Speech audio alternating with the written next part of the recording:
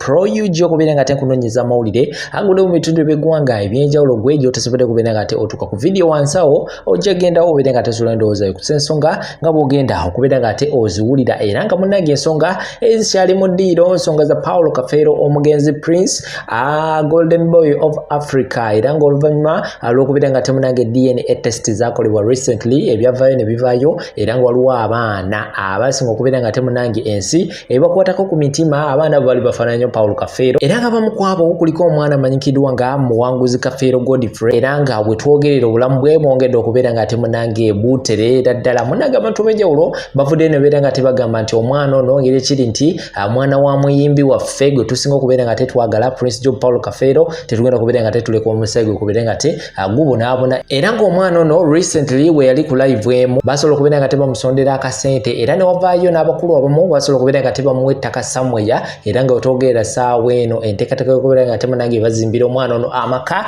agaggadde mwagenda okubeera nga abeera sako naye bagenda okubeera nga bamuteekerateekera bizinesi wagenda okubeera nga ajja akasente ke munnange byawedde dda abagagga ab'enjawulo mu nsi ez'enjawulo basize okubeera nga bakwatirako omwana ono ate nga n'abanene mu ggwanga lyattu Uganda nabo bavuddeyo okubeera nga ensonga eno munnange bagiyimiriramu nga bagamba nti omwana ono tagenda kubeera nga abonaabona newankubadde nti DNA byasobodde okubeera nga bivaayo nga byavudde so genda kubeera nga nkuterawo ensonga ezo oyongera okubeera nga omanya biki ebiri mu kubeera nga bigenda mu maaso sayidi zeyo tuula butuzikaalira sako n'ensonga endala nnyingi nnyo nga ziri okubeera nga zitambula mu ggwanga lyattu Uganda Sheka Ashraf Musoma wadduwa alinnya okubeera nga akulombereddwa gwe wenna alina ebikyaganya okubeera nga bizira mwekwate ku namba ezisimu zito WhatsApp ku stickers ensonga zo zijja kubeera nga zitambula bulungi nnyo omumaliradi sana katusibule naki ekiriwo akadde kano ku mwana wa Prince Job Paulo Kafeero DNA test gwe yasesema Muwanguzi Godfrey ekiriwo akadde kano tembaawo balamusizza ab'emikwano mwenna kawungeezi k'olunaku olwaleero naye omwana wammwe Godfrey Muwanguzi essanyu lingi tegeezeddwa nti kuwulira ku ddoboozi lya Muwanguzi ab'emikwano neebaza ntuuse okwebaza kwange by the way eri Madamu Shira Gashumba weebale mukwano awamu ne good luck nkwebaza nnyo oluzungu lunzitowako nze Black Panther maama weebale nnyo mukwano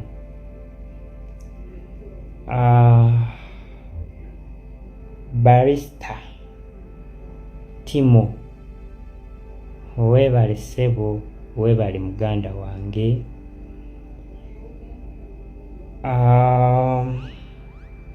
Amity Property Master kwebaza weebale nnyo ssebo mbeebaza ab'emikwano mwenna Bannayuganda mwebale ku lw'omwana mmwe Muwanguzi Godfrey mwebalire ddala Bruno K ne ttiimu yo yonna mukwasaganya ensonga eyo mbatumidde nnyo saa Mukama abeere wamu nammwe bye bye ebirowoozo byantereerako nawummulamu kwe kundabako nga nange nsakakkanyama ko n'obunkenke kwe baali banteeka nayambiddwa byonna maama byakubise bawomanya ensi bwesula etukunguza egattikalabe era n'agawumbidde gwavubuse yonna ne ku bakadde nnyo ko n'obutembe gontoleetukasira naawe bw'oti bw'osula okupaakukanya ageo bifaane gy'obiraza waggulu nabwe ekityo nno kwayinawo n'atalina ensi bwetutya kankukwate wali agyegoma kale nno tewali wali mirembe bisa bwe batyo batambula abalembereza aw'okufunira obufunye obwogerero buli ekijja n'ofuba okunyikiriza bisinziira ne mu ngeri gye bitweyoleka kumu ebijja nga bijjonyesa obulamu. Kati waliwo abawala b'otalabye wano bannagawa baagala kuleeta babba baabwe era bwe tunaamala ennyumba nja kuleeta ku mukolo ng'omwana kwanga kati ofuuse taata waabwe. Oyinamu abatuuse okuleeta abaami abaagala okubakuleetera. Ne Stella wo yayagala kundeetera muko mu butongole naye amuleetewa. Nina Nagawa, nina Joani oyo w'ensambya, wuyo Stella omwami asiba alaja ate alina ekivuuka kirungi kiyitirivu. Naye ekivuuka kibadde kibeera ne muwala wange tekikyalanga, tekindeeteranga bintu. Okiwulira? Naye nze kyensaba bannaye bannayuganda bafano bakafu bambi mwebalire ddala. Munda z'omukwano mulaze abaana abadde balina depression abayinza n'okwetta. Depression ebadde esobola obbatta. Naye mwebale babeerera bo wallaahi. Era mwebale bajukiza ennamba ya Airtel eri mmanya gaani? Kafero John Mark ya MTN eri mmanya ki? Narada Florence. Kaagati taata nindi. Lwaki bagamba ng'osusula mu baana mbu bano abaana bo bokka gwe bw'oyagala waliwo bw'osusula mu kituufu ekyo gwe nga taata oba abantu bakusalako bigambo? Amasimu gankubidde mangi.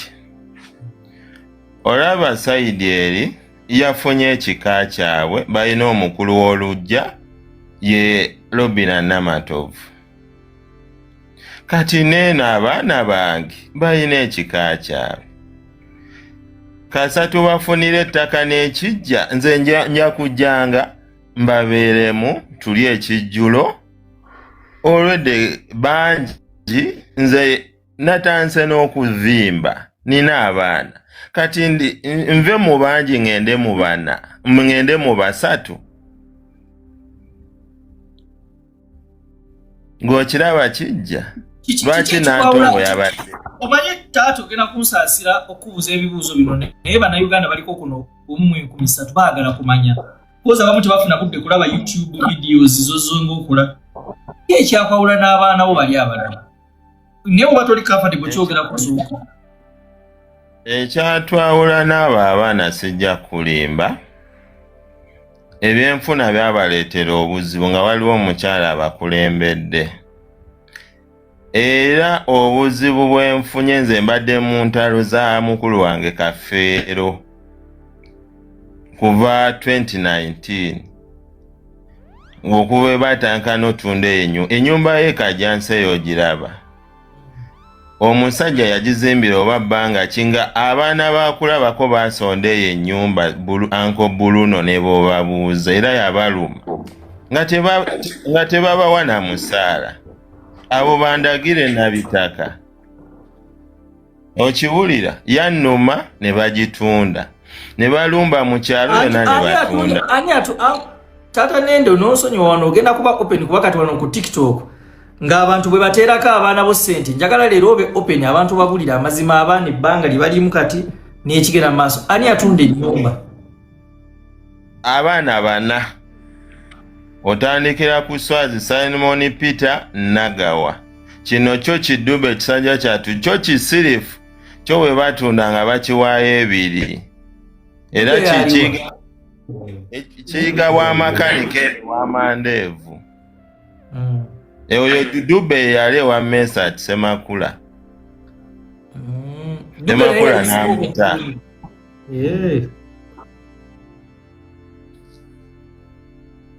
Ekyatwawula n'abo abaana kusosola bannaabwe olw'ebyenfuna. Taata waabwe yafa tabaawuddeemu. Ate bonna beemanyi era Kate akuze ne Nagawa. Abo abaana bamaka bakuze ne baswa n'abo ba Simon. Kati waliwo omuntu apika abaana baba side eri ayagala obakwawulako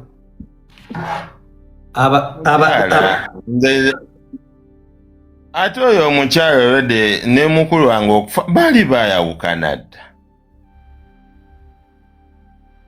naye omukyala mufumbo naye afuukidde ekika ky'omusajja obuzibu afuga bbaawe eri najja n'afuga ne gye yafumbako eri afuuse ekizibu mu luggya lw'omusajja oba yamwagaza ki bannange kwansirike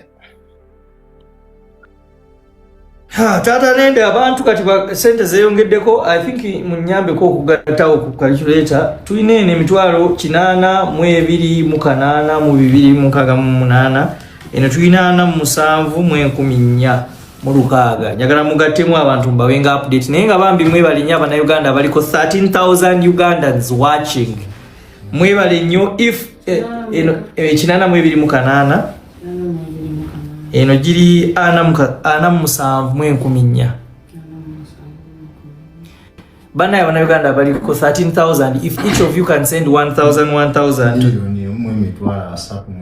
milioni mu 3,12 si wabi tuweze milioni 2 kati tugenda kivuga mpola mpola teekako kyoyina 10,000 2,500 teekako buteesi tulina okukwatirako awamu abaana bano yes nze nina kyenjagala okubagamba bannayuganda nze nabagamba ndi musajja mugagga ku mutima waliwo ebikazi byemmanyi biriyo binonya content biri mu kwogera mbusimanya nze bino mbifuna nze antuukirira yenna muyambe ekyo mukimanyi ebbanga lyembereddewo wano bino byenkola ebya charity pastor wange yabintu pastor wange yaŋŋamba gwe influence ye kugasiza ki Bruno K influence yo nga toyamba community egenda kugasa ki beerako n'ekintu abantu kye bakujjuukirirako okuva Apostle Grace we yaŋŋambe ekintu ekyo obulamu bwange natandikirawo okukyusa n'entandika okubeera nga nziriza eri abantu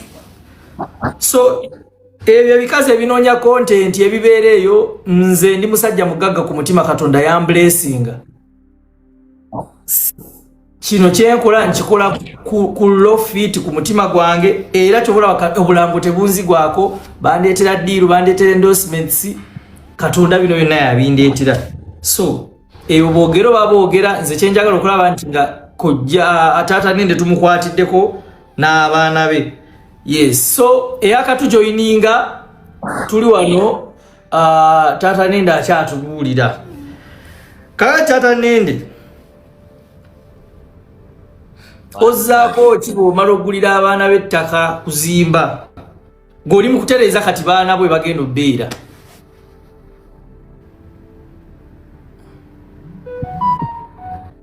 ntereza abaana bange bagenda beera waliwo abagambye Uncle Bruno K wangi message ezaze zinga lwaki tomutwala ku yannaŋŋanga kitange azaala Bruno K olaba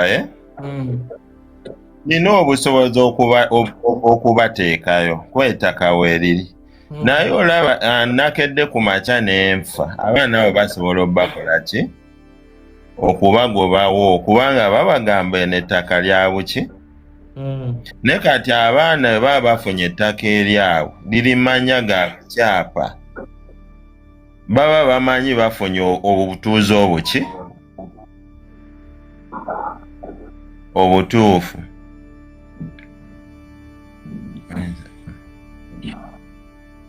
so taata nende kye waliwo ambuuziza wano omu ku bantu ali online agambye nti buuza ddadi nende kikyalifa teerabidde ekintu kyakifa seerabidde sigenda kwerabira ekikazi mukulu wange kye yaganzaako emyaka 4 ekisinze okwawula famire ya mukulu wange olwabyenfuna kati kiri mu muswaza kyasooka gamba nti Kafero yanali sobola muzaalamu yalina lospamu kati juzi kyagambye nagaana omuzaalira mbu yali alwadde bulwadde bwa siriimu Uncle Bruno K ku bakazi mukulu wange be yayagala be bamaama b'abaana abo babuuze waliwo awo omulwadde taata babuzize ekibulu muddemu oba abo bonna abamaama waabwe bwe bali waliwo ali ku ddagala kati bonoka olaba ekyaleeta obuzibu mu social media bantu abamu kujja kulimba ate ne beeyogeza mpola omuntu n'alowooza nti bali ku kitu n'ekirungi atandise okweswaza yasooka losipaamu kati agamba omusajja yali alwadde siriimu neŋŋaana omumuzaalira kyogamba owa siriimu tazaala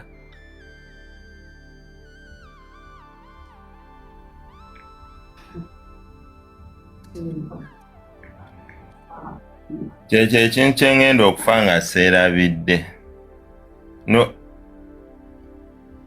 onyiga batya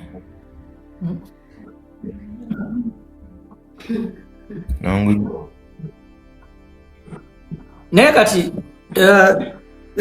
dadi nende byonna oli obusungu kale siganya olina right okuba omusungu wavu naye nze ina interview zenalabako nga madamu agamba nti yajjanjaba muganda wo era yabeera naye in his last moments, which means muganda we yali amwesiga. Ati Uncle Bunoke kankubuulire, mukulu wange yakomawo ebweru n'abeera e Kajjansi, owulira? Bamukulu Senkuge ne bakola ekivvulu e Nakivubo, oba kyali kya startup oba biki, oba kyali kyaki. Kati mukulu wange yeetwala yekka mu ddwaliro Ensambya. Kati jjukira mukulu wange teyalina mukazi mu maka, ag'e Kajjansi mu kyalo yalinayo Madiina. Kati that time yayita mikwano gye egyaliwo that time. Era buli eyasooka oyo maama Joan ow'Ensambya. Ne kati nga omanyi kino ekikazi kirina Levansi engeri kyaliko ekiyimbi. Mikwano oluusi kyagaddeko ne ku bayimbi. Kati kyafuuka mikwano gya bwe bajja bawamba show. Kati nga gwe omukazi tosobola kwogera. Kikazi kyali eri mu bufumbo ekijja nekigaa kizze kumujjanjaba. Era ne babeerawo maama Joan oyo omukazi ne mugerwa. Ne kati kyo kyawamba Relevance ne kyogera ebyekisiru kyekimanyi ebya famire kyekimanyi omusajja owambu yalina kaki bannange. Twesaasire abasajja tuwasa naye tuganzaganza naye baaba mukulu wange oba yanoonya kikoyo omukazi. Kati baba abaana bato ne nalabe musanyufu olw'okuba nti abo abaana bafuuse momboze. N'anywa n'omwenge n'akola ne pate. Yakoze pate? Ate nga abamanyi, kwa Stella amumanyi, Maka amumanyi, alo bonna abo abamanyi. Abannayuganda mwebale nnyo message nziraba zijja. Nyongero bajjukize namba ya Airtel eri Manyaga Kafero John Mark, eya MTN eri Manyaga Narada Florence. So eno side eno tulina emitwalo 9 eno kweno gye nkutte kuliko emitwalo 59. Yes, thank you so much each and every Ugandans. 13,000 Ugandans. If you send 1,000, 10,000, it means a lot. It will help these guys. Kijja bayambako ne daddy waabwe mwami Nende obafunira ettaka basobole ofuna ekijja 59. Yes. Milioni 5 muganda wange yatuuse dda ttiimu waali oba ataliiwo mbalaba mu komenti nga kotanabatuuka singa yatuuse dda singa mulaba wano Luchapo nani badde mulaba wano. Yes, naye tanaba kutuuka. Pazo Zuku kapazo no yakutumidde akonende nga entumira ne abalungi abatuuliriza era abatulaba olunaku olwaleero tukyaddeko ewa Sheikh Ashraf Dembe. Sebo sanyusa okubalaba amannya agange nze Sheikh Ashraf Dembe akola ku bizibu by'enjawulo. Omuntu singa aba alina ebirwadde musomereddwa tumuwa amazzi ga lukuya nga bw'obadde ogalaba tugenda abantu ku kyoto ne twokya emizimu emibi egibabaamu n'okulomba edduwa. Abantu singa abeera ng'ali wano atuuse sobola okumulombera edduwa ne waba atatuuse nga mpadde amannya ge naye ng'ali wala neetaase ennamba yange yeeno eri 07 01 76 37 11. Nammwe bannyinaffe abali ebweru oyagala okuba nti oyagala okulombera ku dduwa ng'olina ebizibu viza zibuze amaka gakolongotana sente zikola zimpita mu ngalo ojja kumpeereza ekifaananyi kyo n'amannya go ebyo byokka bijja kummala nja kukulombera edduwa ojja kutereera. Olunaku olusembayo mu mwezi mba n'edduwa eyawamu ffenna n'abalwadde bange abakadde n'abapya. Salaamu alaikum warahmatullahi wabarakatuh.